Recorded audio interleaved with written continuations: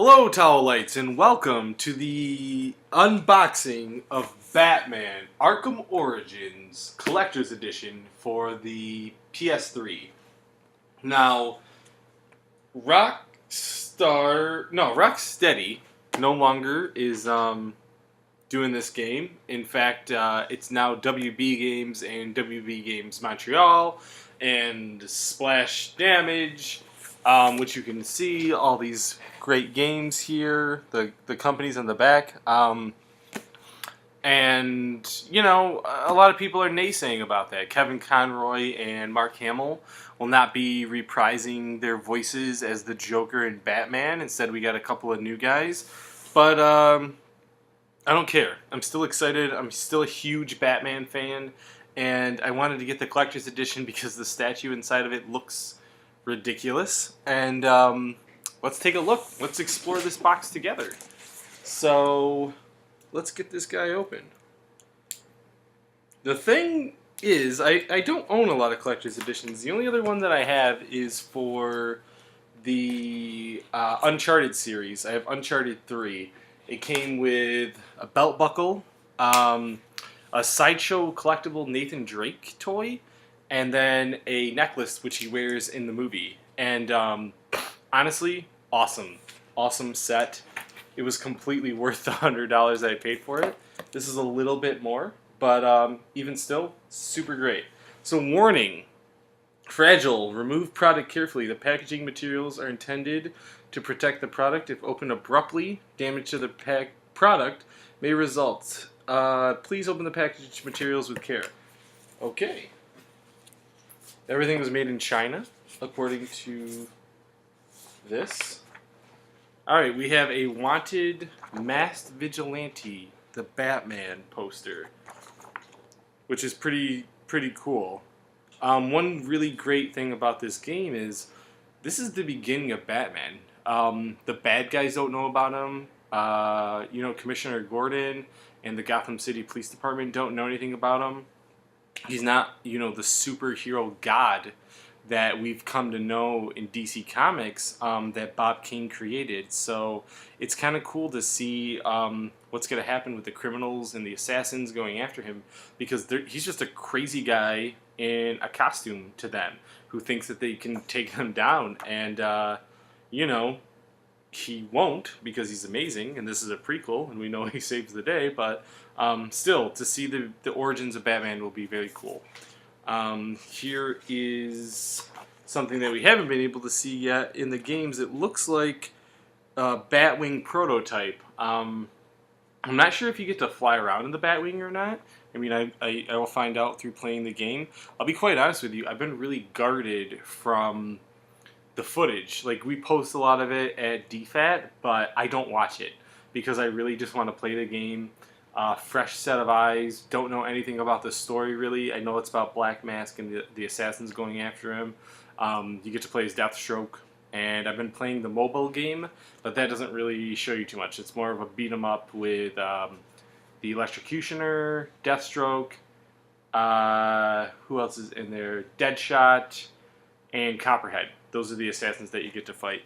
So if we get a chance to play in the Batwing, awesome. You got to do it in the Lego Batman game, why not? And this looks like, what is this thing? This is, I think, a map of the board. It says power to the people, but it's got the Batcave in here. It looks to be, I don't know if it's glow in the dark, but it has like a raised lettering on it. And very cool. Anarchy, which is a Batman villain, and I don't know if he's going to have a part in the game or not. It hasn't been one of the assassins that I knew were unleashed, but hell, who knows what they're going to throw in this thing. Alright, what else do we got here? Okay, evidence. Forensic dental, possible missing persons. Honestly, looks a bit like a saber tooth. Could be one of the claws from Copperhead. Could be Catwoman. Well, it says dental though. Huh. I don't know. I guess we'll find out. What else do we got here? Now that is clearly a poker chip, and you can see that there's a bird on it resembling, I'm going to say it's a penguin, and yeah, $10,000 casino chip. So I believe that that's from Penguin. Alright. Now, what do we got here? It looks like a dossier file, possibly. Let's take a look. You made the cut. Don't fail me. Ah, okay. No, I think this is from Black Mask. One night to kill the bat. Payment for this is, wow, quite a lot of money to kill this guy. $50 million. No rules, no limits. Upon the eve of December 24th, so Christmas Eve. There's an assassin agreement form, which is pretty cool. Deadshot. GCPD bulletin on him. Ooh, okay, here we go. Killer Croc, who has been amazing in, well, definitely in Arkham Asylum. That whole level was just kick-ass, so that's great too. Lester Bushchensky, better known as the Electrocutioner. Obviously, he'll be a new character introduced in the game. We have Bane. This is going to be a different type of Bane, I think. He's been in the last two games, and as much as I like Bane as a villain who gets...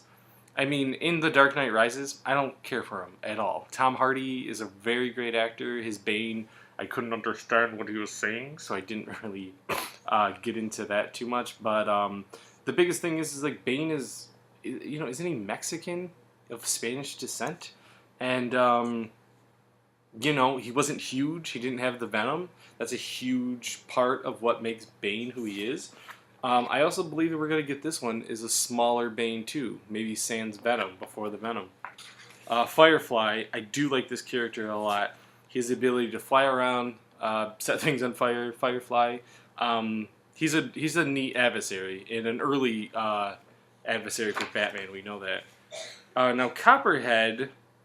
Here's my problem with Copperhead. Not that I don't know if it's a cool character or not, but the point is that when you have something like Batman or Spider-Man, and you have such a huge rogues gallery, almost an endless supply of people to pick from, and especially if any of you guys are Beware the Batman fans, you know there's some obscure characters out there that even I have to go way back into the canon to be like, oh yeah, okay, I remember that guy.